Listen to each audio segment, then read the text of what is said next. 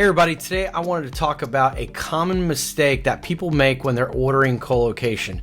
I have Emily here with me and she asked me a very important question. That question was, Mark, how do you know how much power do you order in a co-location environment?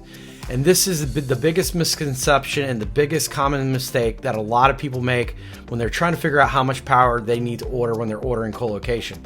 Now, the wrong way of doing it, and this is how I find a lot of people doing it, they go to the actual power supply on the server and they read what the output is and they start calculating how many power supplies they have per server, and then they come out towards an amount of how much power they think they're going to need versus what they're actually using.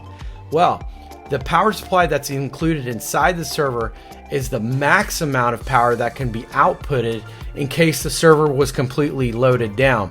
That means that every single hard drive bay was occupied, running at full speed, with all the memory banks occupied, running in a hot environment pretty much, and the fans are spinning at 100%, So this is the problem with a lot of people, what they're doing when they're starting to look for it. Now, you'll also find out that a lot of these servers have dual power supplies, so they're taking sometimes two power supplies and they're doubling it as far as the power is concerned. Well, that's not how it's used. Each power supply is used for redundancy. In case the primary one fails, the backup power supply takes over the load. So in that case, it doesn't have to be times by two.